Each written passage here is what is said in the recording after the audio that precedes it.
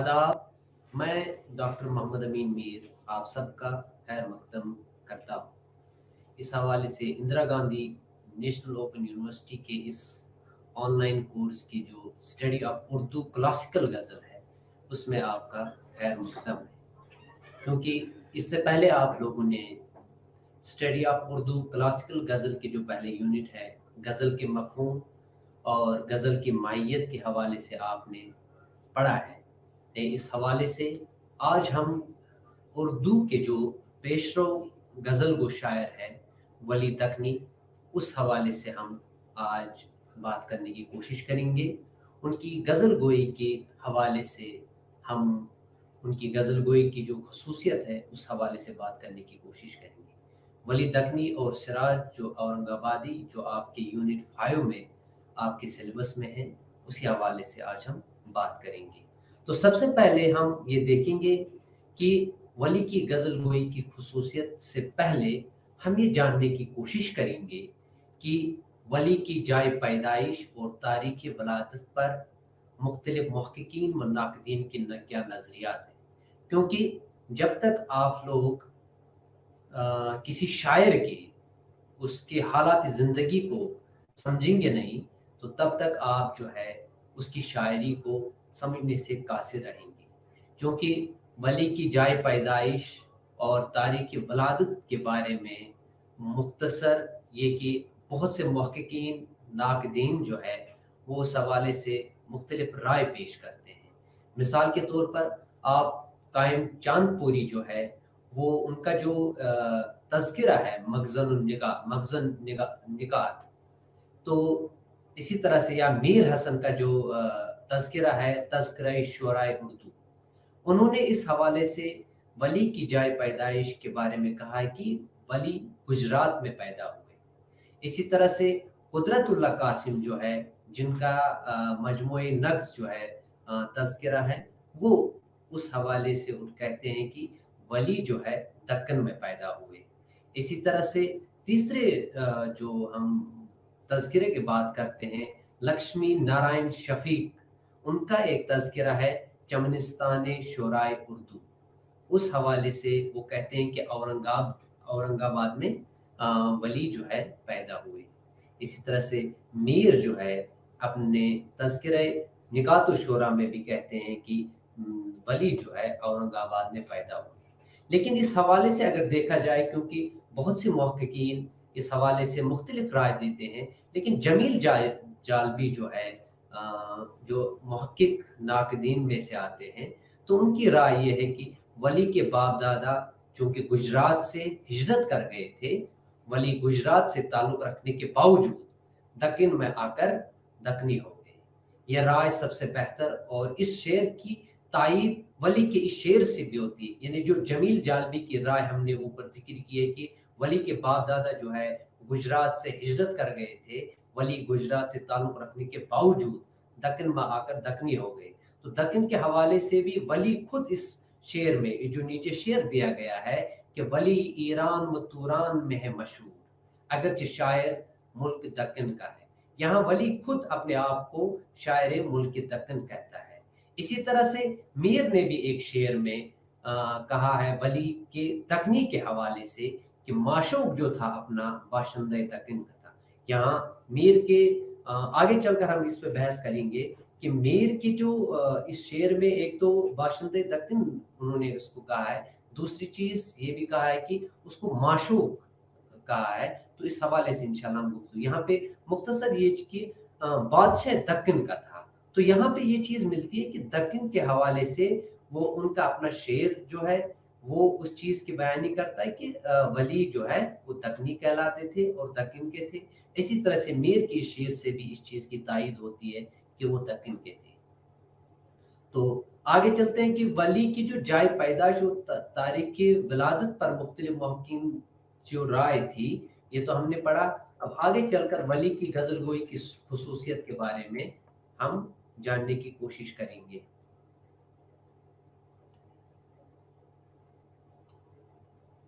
अच्छा, इसके बाद जो वली के मतलब जिस तरह से वली की जाए पैदाइश है या तारीख़ पैदाइश के बारे में मुख्तलिफ राय मिलती है, تو اسی طرح سے ولی کے مختلف نام محققین نے بتائے ہیں. مثال کے طور پر بہت سے لوگ کہتے ہیں کہ ان کا نام اصل میں ولی اللہ تھا، کچھ لوگ کہتے ہیں محمد ولی تھا، اور کچھ لوگ کہتے ہیں ولی محمد تھا، کچھ لوگ کہتے ہیں سید ولی محمد. اور لیکن چونکہ سب میں جو ہے ولی جو ہے وہ مشترک ہے، اس لیے یہی نام ہر جگہ لکھا جاتا ہے. ولی کی غزل گوئی کے متعلق مختلف نظریات کیا تھے، اس سے پہلے ہم اس متن کی تشریح کریں گے جو آپ کے سلیبس میں یہ جو 2 غزلیں ہم پڑھیں گے. تو اس سے پہلے کہ ہم اس کو پڑھیں تو ہم پہلے یہ جاننے کی کوشش کریں گے کہ ولی کی غزل گوئی کے متعلق مختلف نظریات، مختلف شاعر، محققین جو ہے یا ناقدین، وہ ان کی غزل گوئی کے حوالے سے کیا بات کرتے ہیں. مثال کے طور پر حاتم جو ہے، حاتم نے ان کے بارے میں، ولی کے بارے میں کہا ہے کہ فارسی میں مرزا صاحب کی پیروی کرتا ہوں اور ریختہ میں ولی کو اپنا استاد مانتا ہوں. یعنی حاتم جو اپنے آپ میں بہت بڑے شاعر مانے جاتے تھے، انہوں نے ولی کو اپنا استاد مانا ہے. تو اس حوالے سے آپ ان کی شاعری کو، ان کی اس اہمیت کو جان سکتے ہیں. اسی طرح سے حاتم کا یہ شعر کی یہ فن شعر میں کچھ تو بھی کم نہیں، لیکن ولی ولی ہے سخن میں جہاں کے بیچ. یہاں پہ اس چیز سے بھی، اس شعر سے بھی آپ اندازہ لگا سکتے ہیں کہ ولی کس بلند پائے کے شاعر تھے. اسی طرح سے آبرو نے ان کے متعلق کہا ہے کہ آبرو شعر ہے تیرا اعجاز، پر ولی کا سخن قیامت ہے. یہاں پہ ولی کی سخن کے بارے میں، ولی کی شاعری کے بارے میں کہا ہے کہ وہ ایک قیامت برپا کرتی ہے، کیونکہ ان کی شاعری کا رنگ، ان کا مزاج، ان کی جو جمالیاتی حص ہے وہ کافی مطلب ایک قیامت برپا کرتی ہے. یہ آبرو کا شعر ہے. اسی طرح سے کھوگر نہیں کچھ یوں ہی ہم ریختہ گوئی کے، معشوق جو تھا اپنا باشندے دکن کا تھا. یہ بھی یہ شعر بھی آبرو نے ان کے متعلق کہا ہے. محمد حسین آزاد کی رائے جانتے ہیں کہ محمد حسین آزاد نے ان کے ولی کے متعلق کیا کہا ہے. جب ان کا دیوان دلی پہنچا تو اشتیاق کے ادب نے ہاتھوں پر لے لیا. اس سے پہلے کہ میں اس چیز کو وضاحت کروں، 1700 میں ولی خود یہاں شمالی ہند پہنچے، اور اس کے بعد جو ہے وہ 1719 میں جب ان کا دیوان یہاں پہنچا تو اس حوالے سے محمد حسین آزاد اس بارے میں لکھ رہے ہیں. وہ کہہ رہے ہیں کہ جب ان کا دیوان دلی پہنچا تو اشتیاق ادب نے ہاتھوں پر لیا، قدردانی نے گور کی آنکھوں سے دیکھا، لذت سے زبان نے پڑھا، گیت موقوف ہو گئے، قوال معرفت میں انہی کے گیت گانے لگے، ارباب نشاط یاروں کو سنانے لگے، جو طبیعت موضوع رکھتے تھے انہیں دیوان بنانے کا شوق ہوا. اسی طرح اردو شاعری بالخصوص ترقی کے امکانات بہت روشن ہوئے. محمد حسین آزاد کے اس اقتباس سے آپ نے اندازہ لگایا ہوگا کہ ان کو ولی کو اسی لیے باوائے اردو کہا جاتا ہے، باوائے اردو کہا جاتا ہے. اس کی وجہ یہی ہے کیونکہ ان کی شاعری جب دلی پہنچی، ان کا جو دیوان جب دلی پہنچا تو اردو شاعری جو بالخصوص جو ہے اس میں وہ ترقی کے امکانات بڑھنے لگے، چونکہ ان کے سہل ممتنع جو سادہ اور آسان لفظوں میں انہوں نے شعر و شاعری شروع کی تھی. تو یہ ایک پیش رو کی حیثیت سے اردو شاعری میں ان کا یہ جو دیوان ہے وہ نمودار ہوا. چونکہ غزل اب ہم چونکہ ان کے حوالے سے غزل کے متن کے حوالے سے اب بات کریں گے، جو آپ کے اس سیلیبس میں 2 غزلیں ہیں. تو پہلی غزل ہے وہ ہے جسے عشق کا تیر کاری لگے، جسے عشق کا تیر کاری لگے اسے زندگی کیوں نہ بھاری لگے.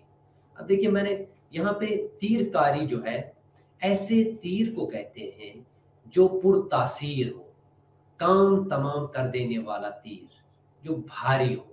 تو ولی دیکھیں، ولی یہاں پہ اپنے عشق کی ماہیت کو بیان کر رہے ہیں، ایک عشق کی تاثر کو بیان کر رہے ہیں. جسے عشق کا تیر کاری لگے، جہاں پہ ایک انسان کو جب عشق ہو جاتا ہے تو وہ جو ہے اسے زندگی بہت بھاری لگنے لگتی ہے، اسے ہر چیز میں اس کا دل نہیں لگتا ہے.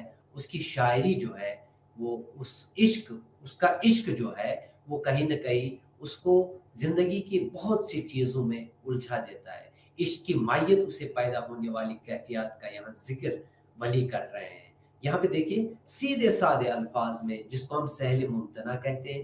سہل ممتنع ایک صنعت ہے. آپ کو اس حوالے سے یہ چیز یاد رکھنی ہوگی، سہل ممتنع جو ہے یہ سیدھے اور سادے اور آسان ترین لفظوں میں بیان کرنے کا ایک ہنر ہے، اور یہ ایک صنعت بھی ہے. تو لہٰذا جسے کس طرح سے ولی نے اتنے آسان اور سیدھے سادے الفاظ میں یہ بات کہی ہے کہ ایک عشق کی مائیت اس سے زندگی میں کس طرح سے کیا کیفیات نظر آتے ہیں، یہ چیز بیان ہوئی ہے. جسے عشق کا تیر کاری لگے اسے زندگی کیوں نہ بھاری لگے. اس کے بعد اب دوسرا شعر دیکھیے، نہ چھوڑے محبت دم مرگ لگ. یہاں دیکھیے دوسری چیز آپ کو ولی دکنی کے غزل کے حوالے سے یا غزل کے جو متن ہے اس سے پہلے آپ کو یہ چیز جاننی بھی بہت ضروری ہے کہ ان کے یہاں دکنی الفاظ، دکنی محاورے بہت زیادہ استعمال ہوتے ہیں. یہاں پہ لگ جو ہے، لگ یہاں لگ کے معنی تک کے معنی میں ہے، کیونکہ ان کے یہاں ایسی. دوسری چیز وہاں پہ جب جمع کا صیغہ لانا ہوتا ہے تو وہ الف نون بڑھاتے ہیں، ہم آگے دیکھیں گے اس میں. اسی طرح سے یہاں جسے یار جانی سو یاری لگے، یہاں سو ہم لوگ جو سے کے معنی میں لیتے ہیں تو وہاں دکن میں اس کو سو کے لفظ بولتے ہیں، سے کو سو بولتے ہیں. اب دیکھو، نہ چھوڑے محبت دم مرگ لگ یعنی تک. ہم نے محبت جو ہے، مرگ کہتے ہیں موت کو، ٹھیک ہے. لگ جو ہے وہ دکنی الفاظ تک کے معنی میں ہے. اور یار جانی یعنی جان کی طرح عزیز جو ہے، محبوب. اب میننگ تو کلیئر ہو گئی. اب دیکھیے، نہ چھوڑے محبت دم مرگ تک. دم مرگ تک، جب تک موت نہ آئے تب تک ہم نے محبت نہیں چھوڑی. جسے یار جانی سو یاری لگے، یعنی جسے جان کی طرح عزیز جو ہے، محبوب جو ہے، اس سے وہ مجھے محبت جو ہے وہ میری اپنی یار جانی کی طرح ہے. یہاں عشق کی بات ہو رہی ہے کہ ایک انسان، چونکہ پہلے شعر میں جسے کہا تھا کہ وہ ہمیشہ جو ہے جو عشق کرتا ہے وہ بھاری پن اس میں آ جاتا ہے، اس کی جو کیفیات ہے وہ کہیں نہ کہیں وہ ہو جاتی ہے. تو محبت جو ہے دم مرگ تک نہ چھوٹے. اسی طرح سے اب تیسرا شعر دیکھیے، نہ ہوئے اس میں جگ میں ہرگز قرار. نہ ہوئے اسے جگ میں ہرگز قرار جسے عشق کی بے قراری لگے. یہاں جگ کے معنی دنیا ہوتے ہیں، یہ تو ہم سب جانتے ہیں. اچھا، نہ ہوئے اس میں جگ میں ہرگز قرار، اس سے جسے عشق ہو جاتا ہے، جسے عشق کی بے قراری لگتی ہے، کیونکہ عشق انسان کو بے قرار کرتا ہے. تو نہ ہوئے اسے جگ میں ہرگز قرار نہیں ملتا ہے. یہاں دو چیز آپ کو ذہن میں رکھنی ہوگی کہ عشق حقیقی اور عشق مجازی جو ہے، ولی کے یہاں عشق جو ہے وہ خیالی اور مثالی ہے. یہ تصوری محبوب جو ہے ان کے یہاں ہم یہ نہیں کہہ سکتے کہ یہ مجازی ہے. کہنا ان کے یہاں عشق مجازی ہے یا عشق حقیقی ہے، کیونکہ ان کا عشق ہر جائی ہے اور ہر جگہ ملتا ہے، ہر جائی ہے. وہ دنیا کے ہر اس چیز کو، دنیا کے ہر اس شے میں جمالیات میں اپنے حسن، اپنے جمالیات میں اپنے عشق کو ڈھونڈتا ہے. تو عشق کی جو بے قراری ہے وہ اسے جگ میں، وہ اسے اس دنیا میں ہمیشہ بے قرار رکھتا ہے. اس سیدھے سادے الفاظ میں یہ بات ہو رہی کہ اسے جگ میں ہرگز قرار ہی نہیں ملتا ہے جسے عشق کی بے قراری لگے. جسے عشق ہو جائے وہ کبھی دنیا میں بے قرار جو ہے، اس کی بے قراری ہمیشہ رہتی ہے. ہر ایک وقت مجھ عشق زار کو پیارے تیری بات پیاری لگے. اب دیکھیے یہاں ہر ایک وقت مجھ عشق زار کو. عشق زار کے معنی ہوتے ہیں عشق میں خستہ حال، اپنے عشق کی کیفیت کو بیان کر رہے ہیں یہاں پہ ولی. ہر وقت عشق میں خستہ حال ہونا، ہر وقت اسی میں لگے رہنا، ہر وقت اسی میں ایک دل جو ہے ٹوٹا ہوا ہو تو وہ عشق زار کہلاتا ہے. تو یہاں ہر وقت ہر ایک وقت مجھ عشق زار کو، یعنی میں عشق میں مبتلا ہوں. یہاں کو کے معنی بھی، یہ دکن میں کو بولتے ہیں. تو ہر ایک وقت مجھ عشق زار کو پیارے تیری بات پیاری لگے، یعنی آئے محبوب آپ میں جو عشق، مجھے عشق جو ہوا ہے آپ کی ہر بات جو ہے مجھے ہمیشہ جو ہے پیاری لگتی ہے. چاہے آپ کچھ بھی بولتے ہو، چاہے کچھ بھی آپ سناتے ہو، تو مجھے آپ کی، کیونکہ ایک عاشق پر جو طاری ہوتی ہے، ایک عاشق پر جو کیفیات طاری ہوتی ہے، تو اس کو اپنے محبوب کی ہر ایک بات اچھی لگتی ہے. ایک سادے سے جملے میں انہوں نے کہا ہر ایک وقت مجھ عشق زار کوں پیارے تیری بات پیاری لگے. ٹھیک ہے، آگے دیکھیے ایک شعر ہے، ولی کو کہے تو اگر ایک بچن کے معنی میں ہوتا ہے بات. کٹاری کہتے ہیں چاقو کو، یعنی دل پر کٹاری چلنا. یہ ہم نے محاورہ بھی سنا ہوگا، کیونکہ ولی دکنی کے یہاں ولی کے غزلوں کی خصوصیت ہے کہ روزمرہ جو ہے وہ روزمرہ جو محاورے ہوتے ہیں وہ ان کے یہاں، جیسے دل پر کٹاری چلنا، دل میں کٹاری لگنا، یہ محاورہ کے طور پر بھی دل پر چھری چلنا، یہ اصل میں اس معنی میں ہوتا ہے صدمہ پہنچنے کے معنی میں ہوتا ہے. کیونکہ آپ نے کلاسیکل غزل جو ہے اس حوالے سے بھی پڑھا ہوگا کہ ایک عاشق اور رقیب میں ایک بہت زیادہ ایک دشمنی پیدا ہوتی ہے کلاسیکل غزل میں. پھر آگے چل کر یہ دیکھتے ہیں کہ رقیب جو ہے وہ ہمیشہ محبوب کے جو عاشق جو ہوتا ہے اس کے محبوب کے ہمیشہ تگ و دو میں رہتا ہے، اس کے پیچھے رہتا ہے.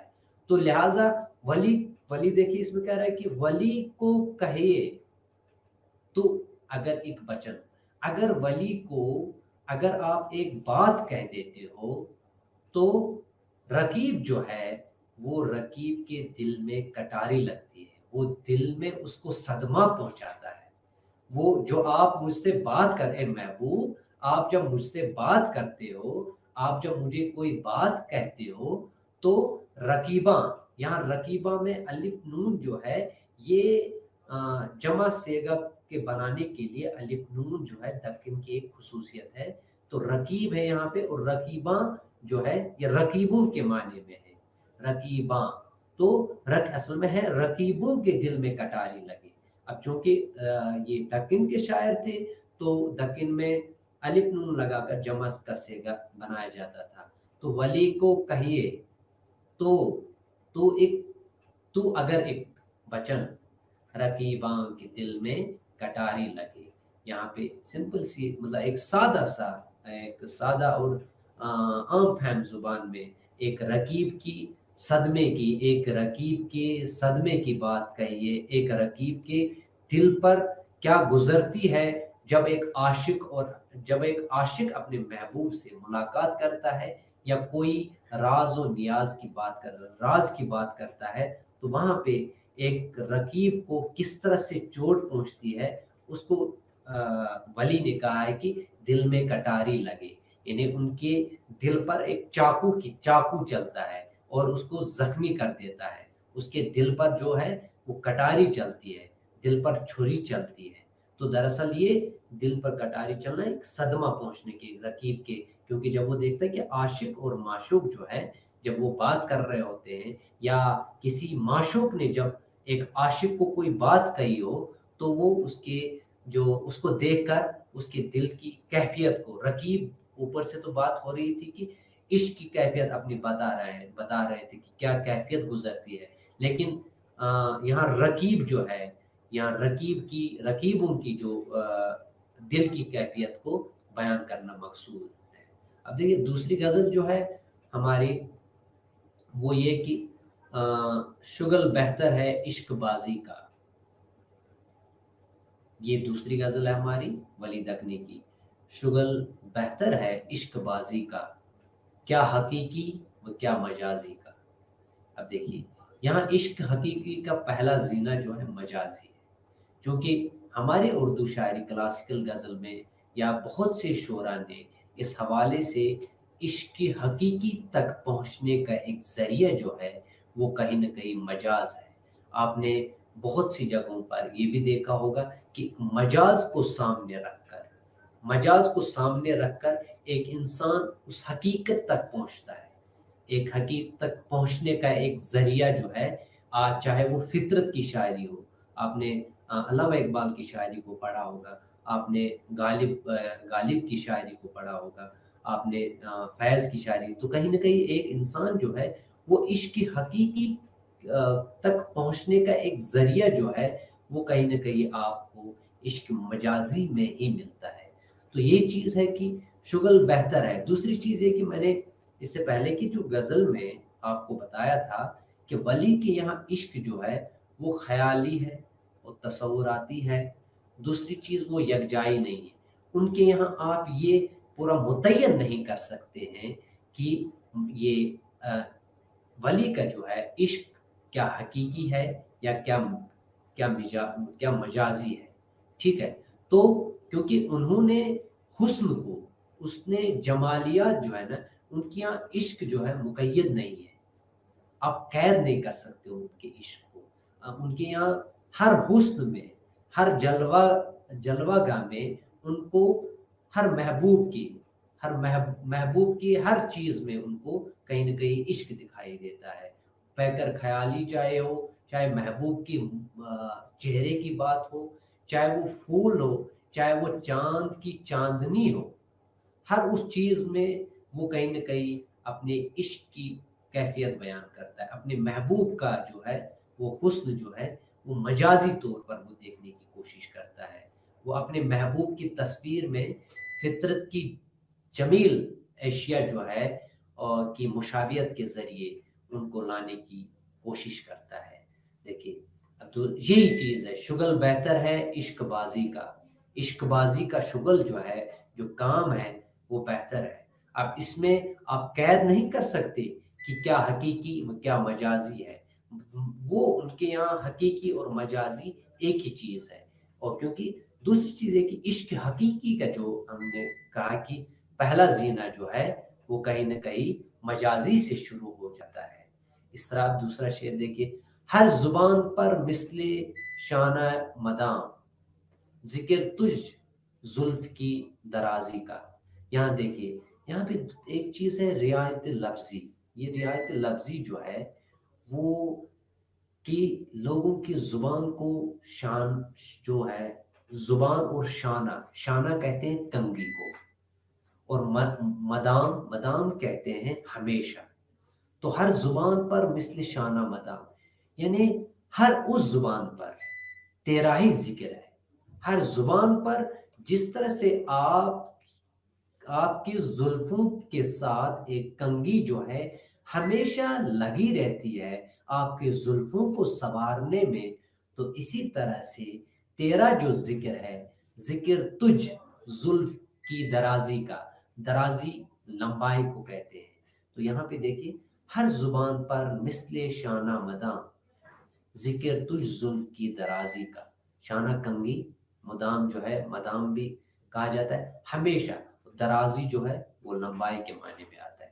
یہاں رعایت لفظی دیکھو کس طرح سے ہیں، لوگوں کی زبانوں کو شانہ سے تشبیہ دینا۔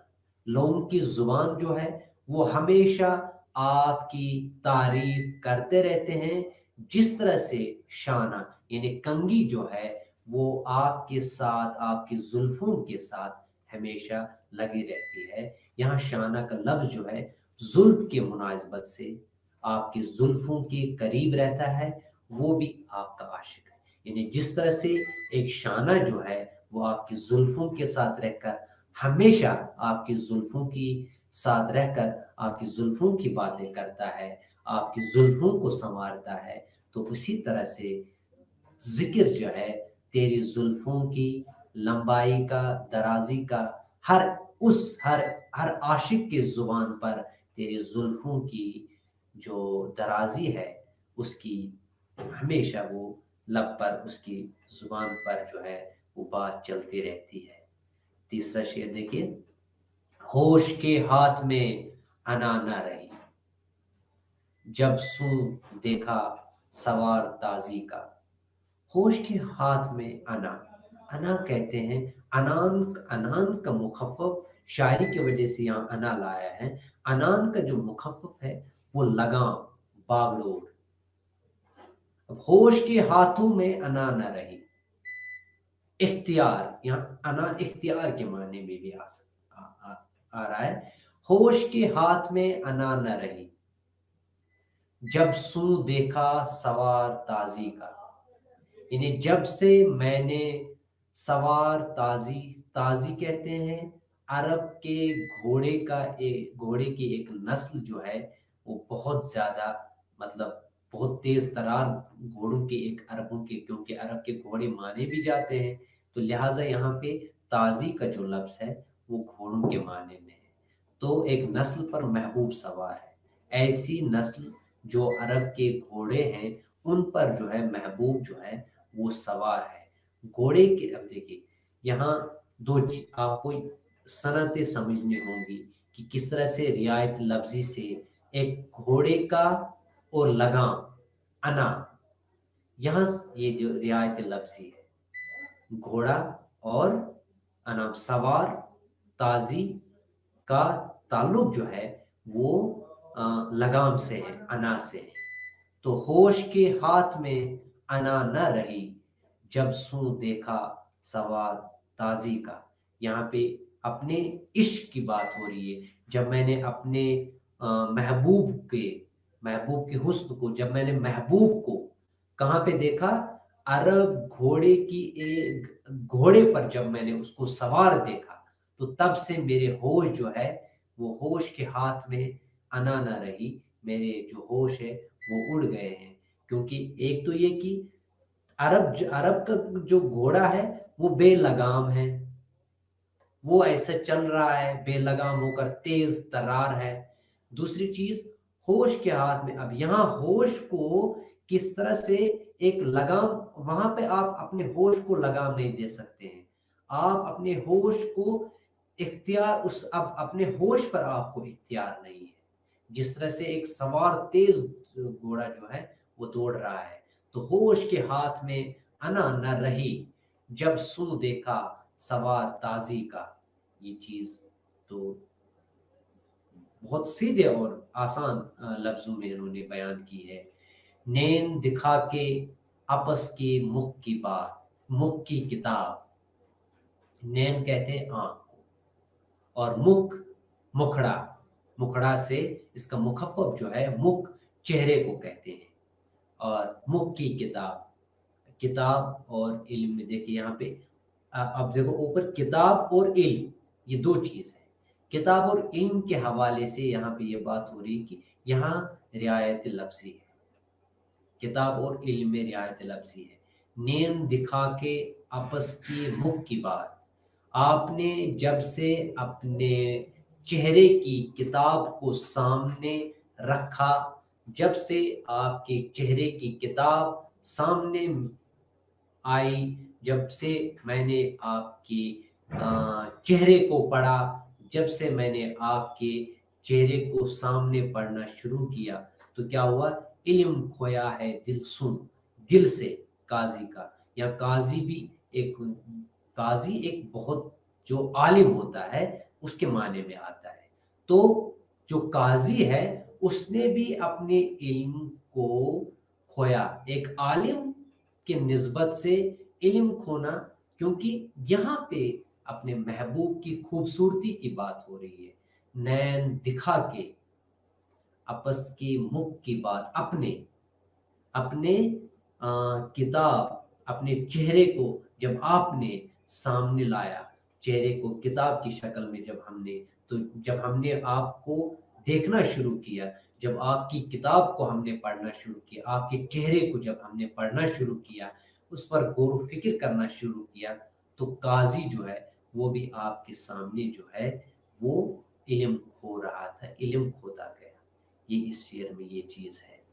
अच्छा, आगे चलते हैं कि आज तेरी भवाने मस्जिद में होश खोया है हर नमाजी का। आज तेरी भवाने, بھواں اس بھونرے کو، یہ اس کو کہتے ہیں بھواں کو، یہ ٹھیک ہے۔ تو اب یہ اس نسبت سے مسجد میں جب آپ کے بھویں کھل گئی ہے، یہاں محراب، یہاں بہت سے اس میں تشریح کرتے ہیں کہ یہاں محراب جو ہے وہ محراب اور بھویں میں ایک تعلق ہے۔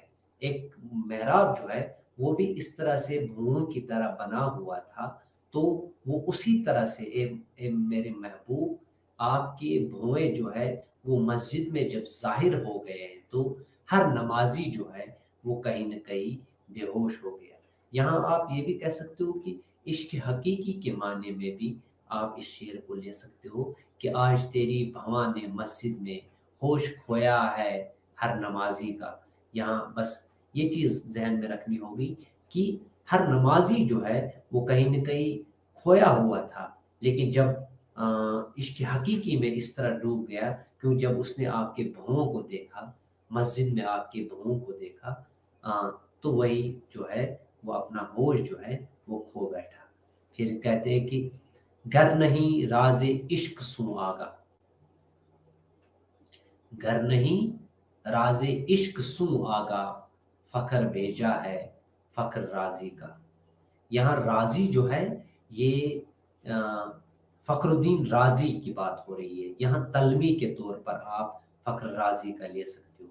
دوسری چیز اس میں صنعت تجنیس ہے۔ صنعت تجنیس جو ہے وہ اس حوالے سے صنعت تجنیس کہتے ہیں، آپ لوگ یاد رکھیے گا اس چیز کو کہ صنعت تجنیس کہتے ہیں کہ ایک ہی لفظ کو، ایک شاعری میں آپ دو لفظ کو لاتے ہیں اور لیکن اس کے معنی الگ الگ ہیں۔ مثال کے طور پر آپ یہاں پہ فخر ہے، اس کے بعد آگے فخر آیا ہے، لیکن فخر اور فخر یہ دونوں جو چیزیں ہیں وہ الگ الگ معنی میں یہاں پہ استعمال ہوا ہے۔ فخر بھیجا ہے، یہاں فخر راضی ہے۔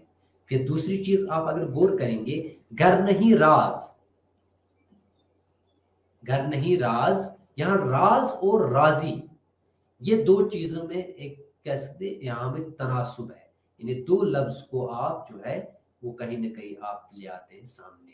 اب دیکھیے، گر نہیں راز عشق سوں آگا، اگر کوئی عاشق راز عشق سے آگاہ نہیں ہے، اگر کوئی جو عاشق جو ہے وہ اس عشق سے آگاہ نہیں ہے تو کیا ہے، فخر بھیجا ہے۔ یہاں سو جو ہے، یہاں جیسے میں نے کہا کہ دکن کے الفاظ میں سو جو ہے وہ سے کے معنی میں استعمال ہوتا ہے، اور فخر بھیجا کے معنی میں ہوتا ہے بے وقت، بھیجا ہوتا ہے بے وقت، یعنی وہ فخر جو ہے وہ بھیجا ہے۔ جس طرح سے فخر راضی کا، راضی فخر الدین راضی کے متعلق آپ کو ایک بات یہاں پہ سمجھنی ہوگی کہ وہ تعقل پسند تھا، وہ ہر اس چیز کو عقل کے بنیاد پر پرکھنے کی کوشش کرتا ہے، وہ عشق حقیقی تک پہنچنے کا ایک ذریعہ یہ سمجھتا ہے کہ عقل جو ہے اسی کے ذریعے پہنچا جا سکتا ہے۔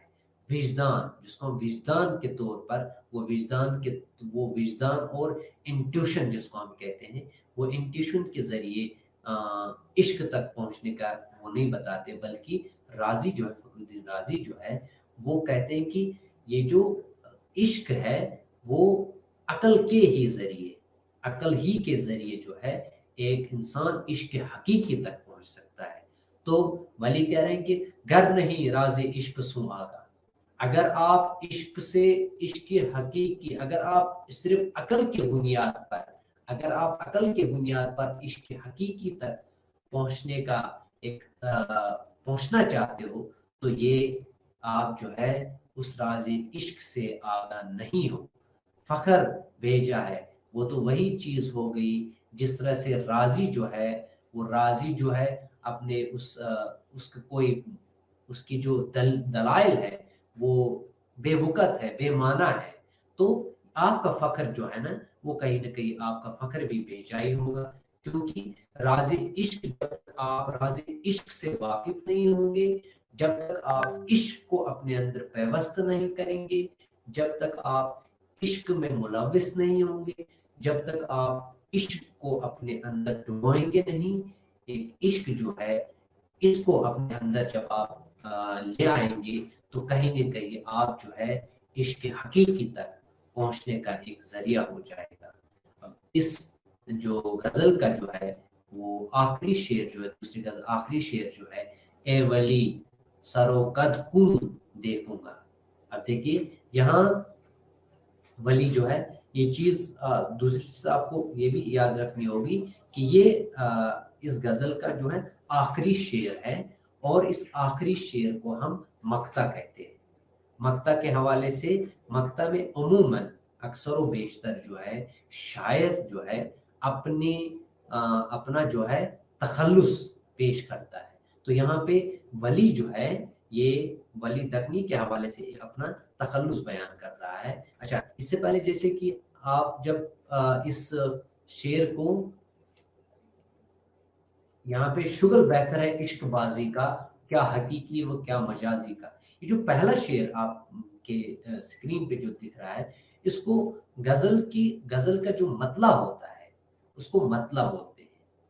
ठीक है, तो मतला जो है, मतला का जो पहला और दूसरा मिसरा, आप जरा इस हवाले से देखिए कि पहला और दूसरा मिसरा जो है वो हम काफिया और हम रदीफ होता है। मिसाल के तो आप देखिए, बाजी का मजाजी का, ये पहला मिसरा जो है ये मतला है ना। तो इसका पहला मिसरा जो है हम काफिया और हम रदीफ होगा, और दूसरा मिसरा भी हम काफिया, यानी गजल का जो पहला शेर होता है वो हम काफिया, जो आपने इससे पहले के लेक्चर में भी शायद पढ़ा होगा। तो मैं इस हवाले से थोड़ा सा, क्योंकि आप गजल के मुतालिक जब तक आप जानेंगे नहीं कि, तो उसके बाद आगे वाली जो गजलें होती है वो उसमें आप ये देख रहे होंगे, दराजी का, ताजी का, काजी का। तो इस हवाले से ये जो है ये दूसरा मिसरा हम काफिया होता है। ठीक है, जैसे हर जुबान पर मिसले शाना मदाम, जबकि आपने मतला का शेर जब पढ़ा होगा, शुगल बेहतर है इश्क बाजी का, वहां पे आपने देखा बाजी का और मजाजी का, दोनों मिसरे में बाजी का और मजाजी का, ये दोनों जो है वो हम काफी और हम रदीफ। लेकिन जब आप इसके आगे जब आगे बढ़ते हैं, दूसरा शेर जब आप पढ़ते हैं इसी गजल का, लेकिन वहां पे शाना मदाम है, वहां बाजी का और ये सब चीजें नहीं है, बल्कि हर जुबान पर मिस्ल शाना मदाम। फिर उसके बाद वही चीज लाई गई कि ये जो काफिया है दराजी का, हम काफिया। ठीक है, तो जिक्र तुझ जुल्फ की दराजी का, ये इसका जो दराजी का, ताजी का, काजी का, ये इसका रदीफ है। ठीक है, गर नहीं राजी इश्क सु आगा, फखर भेजा है फखर राजी का, यहाँ पर भी हर नमाजी का, फखर राजी का।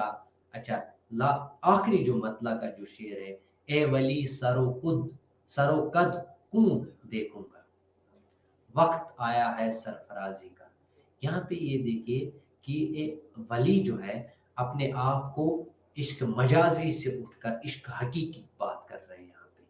ठीक है, मैंने इससे पहले कहा था कि उनके यहाँ आप कोई शेर जो है इश्क हकीकी और इश्क मजाजी नहीं कह सकते हैं, लेकिन ये यहाँ पे वली जो है वो कहीं ना कहीं एक मजाज से उठकर एक हकीकी तरफ जो है वो देखने की कोशिश कर रहे हैं। क्योंकि अब यहाँ पे ये बात भी वाज़ह नहीं हो रही है कि ये मजाजी है या इश्क हकीकी है, बल्कि सरोकत को देखूंगा, अब मैं उसके अपने महबूब के सर और उसकी लंबाई है, उसकी सरापा जो है, उसकी सरापा निगारी को देखूंगा। अब मैं वो उसके जो हकीकी जो उसका चेहरा है मैं उसको देखूंगा। ये ए वली सरोकत को देखूंगा, वक्त आया है सरफराजी का। अब सरफराजी यहाँ पे अपने आप को एक सरफराज कह रहे हैं, कामयाबी। अब कामयाबी का वक्त आया है, अब मुझे अपने महबूब से जो है वो मिलने का वक्त आया है। तो इस हवाले से आपको ये सब शेर जो है वो ज़रूरी आपको सामने होने चाहिए। ठीक है, तो अक्सर और बेशतर हमने इस गज़ल में ये चीज़ देखी कि सरापा निगारी वली के यहाँ जो है वो अक्सर और बेशतर अपने गज़लों में अपने महबूब को मजाजी के तौर पर लाने की कोशिश करते हैं। ए वली सरो कद को देखूंगा, وقت آیا ہے سرفرازی کا. یہاں اب سرفرازی، یہاں کامیابی کی بات ہو رہی ہے. تو اس حوالے سے ولی کی جو پوری شاعری ہے وہ اس حوالے سے انشاءاللہ ہم نے سمجھنے کی کوشش کی، اور ولی کی جو غزل گوئی کی خصوصیت ہے اس حوالے سے ہم نے یہ چیز پڑھنے کی کوشش کی.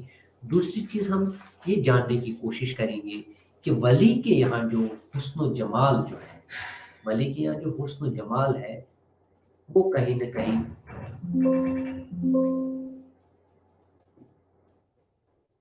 ولی کے یہاں جو حسن و جمال ہے وہ کہیں نہ کہیں اس کی صفات کا اظہار، اس کی صفات کا جو اظہار ہے وہ اکثر و بیشتر اتنے سادہ اور اتنے سادہ الفاظ میں وہ بیان کرنے کی کوشش کرتا ہے. جیسے دھواں ہے، یا اسی طرح سے سروقت جو ہے وہ ایک دم آسان اور سلس انداز میں ہوا ہے.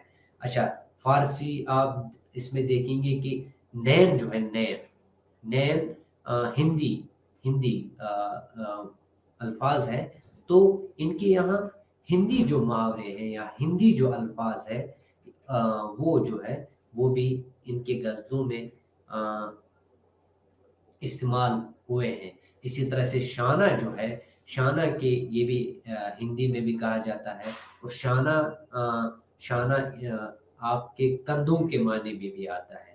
ٹھیک ہے، تو اسی طرح سے بہت سے ایسے الفاظ جو ہے جس کو ہم نین ہے یا مکھ ہے، یہ مکھ یہ بھی ہندی الفاظ مکھڑے کے معنی میں آتا ہے، چہرے کے معنی میں آتا ہے.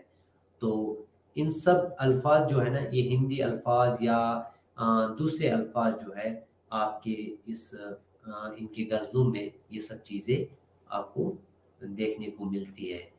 ٹھیک ہے، اور فنی اعتبار سے اگر ان کے غزلوں کا وہ جائزہ لیا جائے تو کہیں نہ کہیں ایک براہ راست جو ہے ان کا تعلق دل سے ہے، دل سے مطلب دل پہ لگتی. جیسے نہ ہوئے اس میں اسے جگ میں ہرگز قرار، جسے عشق کی بے قراری. ایک سہل ممتنع کہتے ہیں کہ کوئی ایسی صنعت، یہ صنعت ایک ہے سہل ممتنع، یعنی جس میں ایک شاعر سیدھے اور سادے الفاظ اور سلیس جو الفاظ ہوتے ہیں ان کو دکھانے کی کوشش کرتا ہے.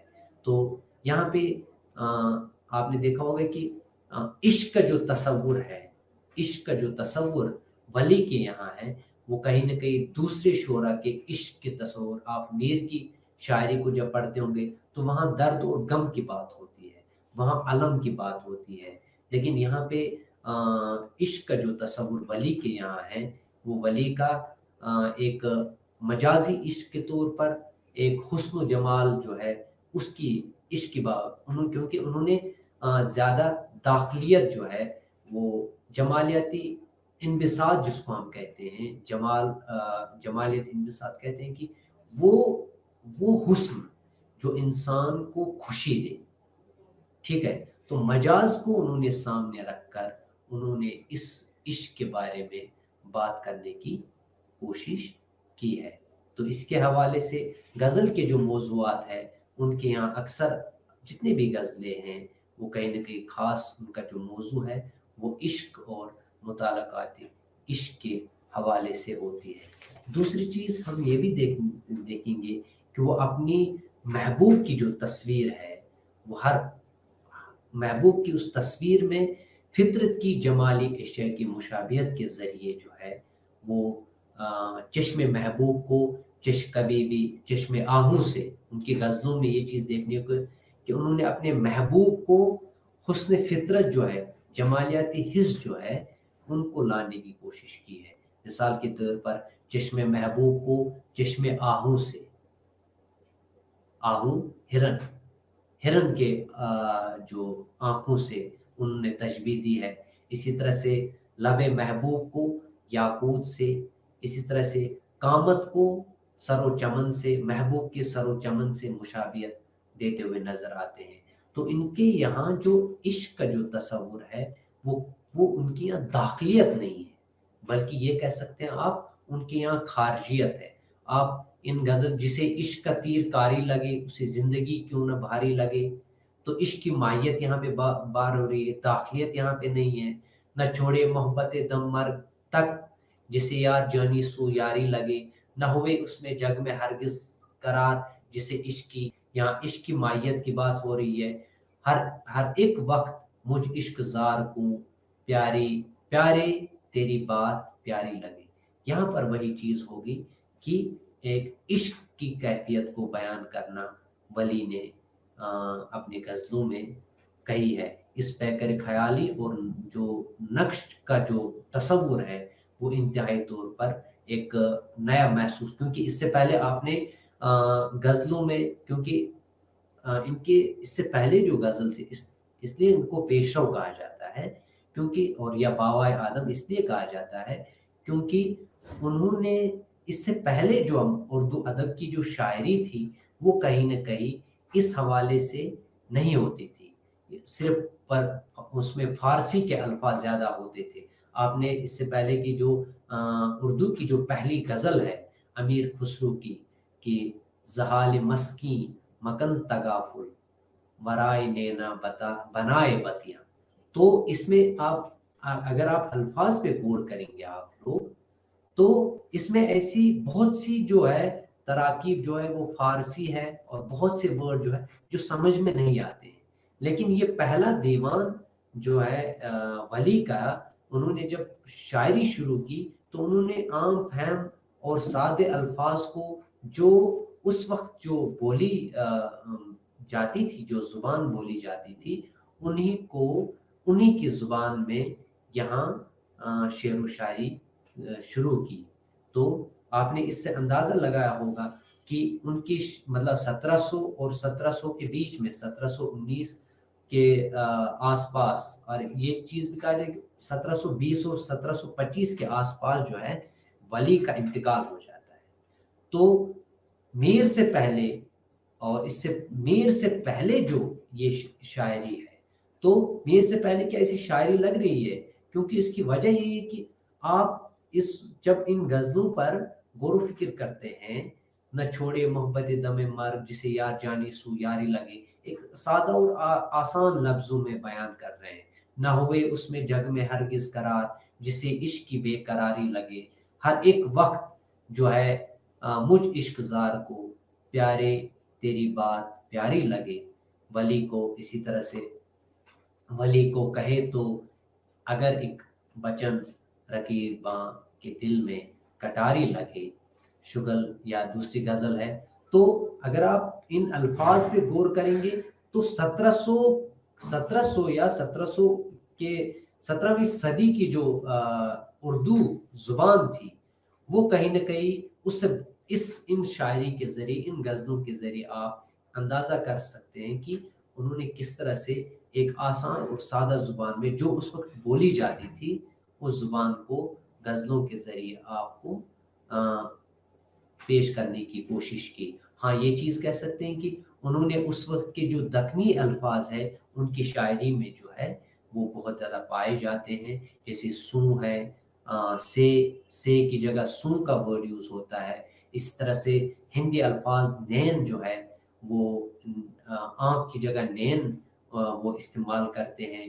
اسی طرح سے اپس اپنے کے معنی میں اپس، یہ بھی دکنی ورڈ ہے، دکنی الفاظ ہے یہ بھی. تو اپس کے مکھ یہاں مکھڑے کے معنی میں ہے، یہاں چہرے کی بات ہو رہی ہے. علم کھویا ہے دل سو قاضی کا. تو ان سب چیزوں پر آج تیری بھوان مسجد میں ہوش کھویا ہے ہر نمازی کا، گر نہیں راضی عشق سو آگا فخر بھیجا ہے فخر راضی کا. یہاں ایک چیز اور آپ لوگوں کو اس حوالے سے یاد رکھنی ہوگی کہ عشق حقیقی اور عشق مجازی جو ہے وہ، جیسے میں نے کہا کہ ایک مجاز کے حوالے سے عشق حقیقی تک پہنچ جانا، یہ جو ہے نا بہت سے شعراء نے اس کو استعمال کرنے کی کوشش کی ہے. اور عشق حقیقی آپ نے تصوف میں عشق حقیقی معنی یہ ہوتا ہے کہ اپنے آپ کو فنا کرنا، فنا فی اللہ جس کو ہم کہتے ہیں، اپنے آپ کو خدا میں ضم کرنا، جس کی وجہ سے ایک وحدت الوجود کا جو تصور آیا تھا. تو ان کے یہاں وہ چیز آپ کہیں نہیں پائیں گے. یہ جو وحدت الوجود یعنی وجود صرف ایک ہے، وجود صرف واحد، وجود صرف ایک ہے، خدا کا وجود ہے، باقی جو ہے اس دنیا کو مایا سمجھا جاتا تھا۔ یعنی دنیا سے کنارہ کشی اختیار کرنے کا ہمیں جو عشق میں، عشق حقیقی جو صوفیزم کا جو تصوف کا جو وہ عشق ہے، اس میں عشق کا یہ تصور ملتا ہے کہ آپ جو ہے کہیں نہ کہیں اپنے آپ کو فنا کر رہے ہو، اس دنیا سے کنارہ کش ہو رہے ہو۔ یہ دراصل مختلف جو افلاطونی جو نظریہ تھا، افلاطونی نظریہ عشق حقیقی اور عشق مجازی کے حوالے سے میں بات کر رہا ہوں، یہ جو پلیٹو افلاطون کا نظریہ ایان کا تھا، آئیڈیل کا، کہ یہ دنیا جو ہے یہ فریب ہے، الوجن ہے، مایا ہے، تو اس سے کنارہ کش ہو جاؤ، اس سے کنارہ کش ہو کر اس سے دور ہو جاؤ۔ تو کہیں نہ کہیں اس چیز نے ایک انسان کو اس دنیا سے کنارہ کشی کر کے اپنے آپ کو صرف ایک غار میں بیٹھے رہو، وہ عشق کا تصور تھا۔ تو صوفیزم جو ہے تصوف میں یہی عشق کا تصور جو ہے دنیا سے بے ثباتی، جس کو ہم کہتے ہیں دنیا سے بے ثباتی، دنیا سے کنارہ کشی، ایک عشق کا تصور یہ تھا کہ دنیا سے کنارہ کشی اور دنیا سے بے ثباتی کا جو تصور تھا وہ ہمیں تصوف میں ملتا ہے۔ لیکن ولی کے یہاں جو ہے یہ تصور نہیں ملتا ہے، بلکہ ولی کے یہاں زیادہ تر تصور صرف اس حوالے سے کہہ سکتے ہیں ہم کہ جیسے سید عبداللہ جو ہے وہ اپنے اس ایک جگہ سید عبداللہ اپنے اس حوالے سے کہتے ہیں کہ حسن و عشق کے حوالے سے کہتے ہیں، میں آپ کو تھوڑا سا پڑھ کر سنا دیتا ہوں کہ حسن و عشق میں ولی جو ہے وہ ظاہر پرست ہے، ان کا عشق جو ہے وہ دل سے زیادہ آنکھ سے متعلق ہے، وہ ظاہری چیزوں کو دیکھ کر ان کا عشق جو ہے ظاہری آنکھ سے، دل سے نہیں بلکہ آنکھ سے کہہ رہے ہیں، ان کا عشق دل سے زیادہ آنکھ سے متعلق ہے۔ ایسا عشق کا تجزیہ نہیں ملتا جس میں علم اور درد ہو، جس طرح سے میں نے کہا میر تقی میر کے یہاں عشق میں وہ علم اور درد ہے، یہاں پہ ان کی یا صوفیزم میں جو عشق کا وہ تصور ہے وہ یہاں پہ اس کے عشق میں نہیں ملتا، علم اور درد جو ہے وہ نہیں ملتا، بلکہ عالم میں ہر حسین اور جمیل جو پیکر ہے ان کی نگاہ جاتی ہے، ہر اس چیز میں ان کو ہر اس چیز میں اپنے محبوب دکھائی دیتا ہے جس پر وہ اگر کوئی پھول ہے تو پھول کو دیکھ کر اس کو محبوب کی یاد آتی ہے، ہر اس چیز میں عالم کے ہر حسین و جمیل ترین شے میں ان کو کیا دکھائی دیتا ہے۔ یہ غزل گوئی کی خصوصیت ہے کہ ولی کے یہاں عشق کا تصور یہ تھا، اچھا وہ صرف جمال کا عاشق ہے، بقول سید عبداللہ وہ جو کہتے ہیں کہ وہ صرف جمال کا عاشق ہے، اور یہ جمال کسی ایک فرد یا کسی ایک پیکر میں مقید نہیں ہے، جیسے میں نے اس سے پہلے بھی کہا تھا کہ تصور عشق ولی کے یہاں مقید نہیں ہے، قید نہیں ہے، وہ ہر اس چیز میں، ہر اس چیز میں، ہر اس شے میں، ہر اس جمیل شے میں اپنے محبوب کے تصور کو لاتا ہے، چاہے وہ مسجد میں بھویں ہو، جسے آپ نے پڑھا اس غزل میں، آج تیری بھواں نے مسجد میں ہوش کھویا ہے ہر نمازی کا، یہاں مسجد میں محراب کے حوالے سے اپنے محبوب کے حسن کی بات کر رہے ہیں۔ اسی طرح سے بہت سے ایسے اشعار ہیں جہاں پہ ایک پیکر میں وہ اپنے عشق، اپنے محبوب کو نہیں ڈھونڈتے ہیں، بلکہ جیسے قرآن کی ایک آیت بھی ہے کہ افلا ينظرون الى الابل کیف خلقت والى السماء کیف رفعت والى الجبال، یعنی کیا آپ زمین اور آسمان کی ان چیزوں پر غور، جس کو ہم ڈسکوری چینل کے ذریعے ہم جب دیکھتے ہیں کہ کوئی جب ڈسکوری چینل ہوتی ہے تو اس میں بڑے بڑے خوبصورت سی جو چیزیں ہمیں دکھائی دیتے ہیں، وہ اصل میں اس چیز کی علامت ہوتی ہے کہ ایک مجاز، ایک اپنے حسن کو، اپنے اس مجاز کو ہم دیکھ رہے ہوتے ہیں، اپنے محبوب کے اس حسن کو، اپنے اس محبوب کے اس جلوہ گری کو ہم اس پرندے کے اندر بھی دیکھتے ہیں، کبھی کبھار ہم اوپر والے کے اس رازق की जैसे सिफात को देख रहे होते हैं, तो वो सिफात हमें, जब हम एक छोटा सा कीड़ा किसी जगह, एक फितरत में, जब एक छोटा सा कीड़ा जो होता है वो जब कुछ खा रहा होता है, तो वो उसकी अपने महबूब की राज़िक होने की दलालत देता है कि देखो खुदा कितना बड़ा है, ऊपर वाला कितना बड़ा राज़िक है। तो इस हवाले से जो है वो कहीं न कहीं ये चीज़ भी वली के यहाँ हमको देखने को मिलती है कि उनका जो तसव्वुर इश्क है, वो एक पैकर में मुक़य्यद नहीं है, बल्कि आम है, हर जगह है। जैसे वो भंवरे की तरह हर फूल का शहदाई है। वो हर फूल ऐसा नहीं है एक मकसूद, जिस तरह से एक शहद की मक्खी मुख्तलिफ फूलों पे, कांटों के फूलों पे, बहुत से फूलों पे जाकर बैठ कर एक शहद अपने उस रस को चूसती है, उसके बाद एक मीठी चीज, आप ऐसे कह सकते हो कि मैं, या ऐसा भी कह सकते हो, वली की शायरी जो है वो उस शहद की तरह है, वो उस शहद की मक्खी की तरह है कि वो हर उस फूल से अपना रस निचोड़ के एक शहद जो तैयार करती है, और वो बहुत मीठी होती है, उसको बहुत मज़ा आता है खाने में। तो वली की शायरी भी इसी तरह से उस शहद की मक्खी की तरह है, मुख्तलिफ चीज़ों को मुख्तलिफ भंवरे की तरह जो है हर फूल से वो अपने अपनी हुस्न की जलवा नुमाइयाँ उठाता है। हर फूल का वो जो शहदाई है, और परवाने की तरह जो है वो हर शम्मा का मुतवाला है। यानी हर शम्मा के इर्द-गिर्द वो परवाने, ऐसा नहीं कोई ख़ास शम्मा हो उसके इर्द-गिर्द घूम रहा हो, नहीं, बल्कि वो अ, उस परवाने की तरह है, जहाँ पे उसने एक शम्मा को देखा तो वो उसके गिरवेदा हो गया। तो जैसे हर ज़र्रा आलम में है खुर्शीद हकीकी, वली का शेर है कि हर ज़र्रा आलम में है खुर्शीद हकीकी, यूं बोझ कि बुलबुल हुआ हर एक गुंजा वहाँ का। यहाँ बस वही चीज़ है कि एक हुस्न जमाल को किस तरह से वली अपनी शायरी में ज़िंदगी के जमाल और कायनात के हुस्न से जो है वो हमेशा जो है मसरत हासिल करते हैं। निगाह जो है, उनकी निगाह जो है वो कई चीज़ों से लज़्ज़त और सैराब हासिल करता है। वली ने ज़िंदगी के जमाल पर जो है वो नज़र डाली, उनको ज़िंदगी जो है बहुत प्यारी लगती है, और ये दुनिया जो है वो बहुत प्यारी लगती है। क्यों, जिस तरह से मैंने कहा कि सूफ़ियों को यहाँ इस दुनिया से किनारा कशी का सबक मिलता है, लेकिन वली के यहाँ जो है वो ज़िंदगी जो है वो ज़िंदगी को एन्जॉय करते हैं, वो ज़िंदगी को इंबिसात और खुशी से महसूस करके अपने जज़्ब सुरूर में अ, दुनिया को पेश करने की, अपनी शायरी में दुनिया को पेश करने की कोशिश करते हैं।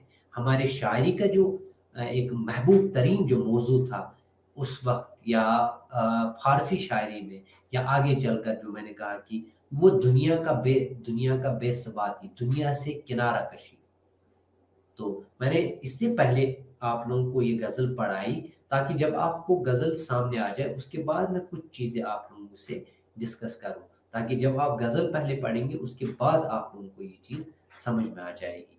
तो मिसाल ये जो दुनिया से बेसबादी का जो हमारा जो हमारी शायरी में एक महबूब तरीन मौज़ू रहा है, तो वली ने उसको कभी टच करने की, कभी छुआ ही नहीं इन सब चीज़ों को। आपने इन 2 गज़लों को जो आपने जब पढ़ा होगा, तो कहीं न कहीं आपको दुनिया से बेसबादी का तो सबक कहीं नहीं दिख रहा होगा आपको, ठीक है? बल्कि ज़िंदगी के जमाल पर, ज़िंदगी के इश्क की माहियत पर उन्होंने बात की है, उनके पहलुओं पर बात की है। इसी तरह से उन्होंने कायनात के असरार और ज़िंदगी के मुतालिक उनकी शायरी जो है, वो जो है उनकी गज़लें जो है, वो असरार और रमूज़ से पुर है।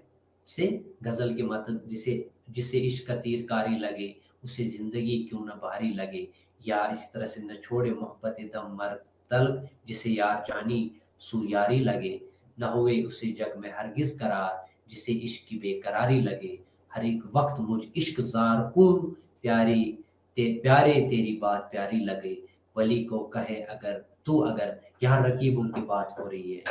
ٹھیک ہے، تو امید ہے کہ آپ کو بہت اچھے سے یہ چیز سمجھ میں آئی ہوگی. انشاءاللہ اگلا لیکچر میں ہم اس پر مزید بھی ولی دکنی کے علاوہ جو سراج اورنگ آبادی ہے اس کی غزل کے حوالے سے بات کرنے کی کوشش کریں گے. السلام علیکم.